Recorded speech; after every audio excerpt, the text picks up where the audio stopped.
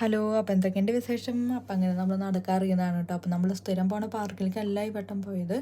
നമ്മൾ പോയത് വേറൊരു പാർക്കിലേക്കാണ്, ബെഡ്ഫോർഡ് ലേക്ക് കൺട്രി പാർക്ക് കേട്ടോ. അത് നമ്മുടെ അടുത്ത് തന്നെയാണെന്ന് നമുക്ക് അറിയണ്ടായിരുന്നില്ല. നമ്മൾ ഒരു ചേഞ്ച് ആവാന്ന് വെച്ചാൽ ഗൂഗിൾ മാപ്പിലൊക്കെ നമ്മൾ തപ്പി, നമ്മുടെ അടുത്ത് വല്ല വേറെ പാർക്കോ ലേക്ക് അങ്ങനെ എന്തെങ്കിലും ഉണ്ടോ എന്നൊക്കെ തപ്പിയിട്ട് അങ്ങനെ നമ്മൾ ഗൂഗിൾ മാപ്പിൽ കണ്ടുപിടിച്ച ഒരു പാർക്കാണിത്, ബെഡ്ഫോർഡ് ലേക്ക് കൺട്രി പാർക്ക്. സൂപ്പർ പാർക്ക് എന്ന് വെച്ചാൽ അടിപൊളിയായിരുന്നു.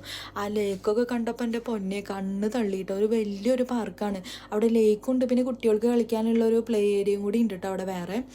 അപ്പോൾ ലേക്ക് കണ്ടപ്പോൾ തന്നെ നമ്മൾ അവിടെ തന്നെ അവിടെ നിന്നു. എന്ന് വെച്ചാൽ അത്രയ്ക്ക് നല്ല ഭംഗിയായിരുന്നു കാണാൻ. പിന്നെ അതിൽ കുറേ താറാവ് അരയനൊക്കെ ഇങ്ങനെ നീന്തി തുടിക്കുന്നുണ്ടായിരുന്നു. ആ പാർക്കിൻ്റെ ഒരു ഭാഗം മാത്രമാണ് കേട്ടോ.